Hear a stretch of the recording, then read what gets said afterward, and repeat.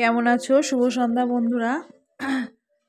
তো দেখো সন্ধ্যাবেলার চা টিফিন খেয়ে আজকে একটু চিকেন রান্না করব। তো রান্নাঘরে চলে এসেছি, সব কাটাকুটি হয়েও গেছে। এবার মশলাটা বেটে নেব। ভাত বসিয়ে দিয়েছি পাশে, একদিকে মাংস একদিকে ভাত।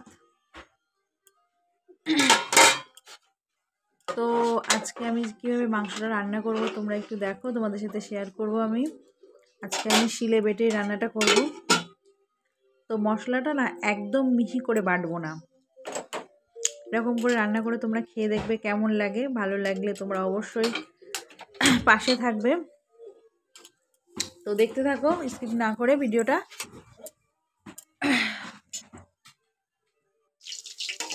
তো আলুটা আমি ভেজে নিচ্ছি।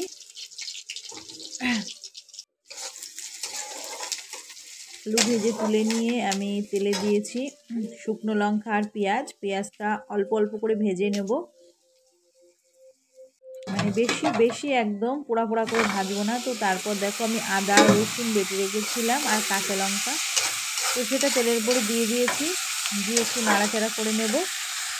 নিয়ে সামান্য একটু লঙ্কার গুঁড়ো আর অল্প একটু জিরের গুঁড়ো, জিরে যেহেতু আমি বাটেনি আর লঙ্কা অল্প কটা দিয়েছি বলে সেই জন্য সামান্য একটু কালার আনার জন্য আমি লঙ্কার গুঁড়ো দিয়েছি। দিয়ে মশলাটা আমি কষিয়ে নিচ্ছি। তো তারপর দেখো আমি একটু লবণ হলুদ মাখিয়ে রেখেছিলাম চিকেনের মধ্যে। তো সেই চিকেনটা আমি কড়াইতে দিয়ে দিয়েছি, দিয়ে নাড়াচাড়া করছি। আর কটা লঙ্কা না আমি এরকম আস্তে আস্তে লঙ্কা কটা চিড়ে দিয়েছি, আমার খুব ভালো লাগে। তো লঙ্কাগুলো যখন মাংস যখন খাওয়া হয় না, তখন পাতে পড়লে বেশ দারুণ লাগে আমার ওই দিয়ে ভাত খেতে। তো আমি চিকেন হোক মাটন হোক রান্না করার সময় একটু লঙ্কা চিড়ে এরকম দিয়ে দিই, আস্তে আস্তে রসুন দিই, আমার খুব ভালো লাগে খেতে। তো দেখো আমি এবার একটু চাপা দিয়ে দিয়েছি, হোক আস্তে আস্তে। এদিকে ভাতটাও হচ্ছে, এদিকে মামার ঘরে জ্বালাতন করছে, একবার রান্নাঘরে আসছে আর একবার যাচ্ছে। তো দেখো মাংসটা ভালোই কষা হয়ে আসছে।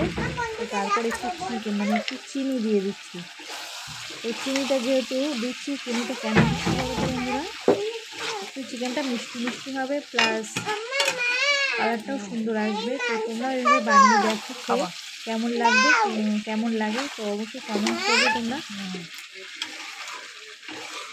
মশলাটা একদম মিহি করে মিক্সারে বাটলে তো একদম মিহি হয়ে যায়। তো আজকে আমি শিলে বেটেছি এবং ইচ্ছা করেই আমি একদম মিহি করিনি। তো দেখো ঝোলের কালারটা কত সুন্দর আসছে।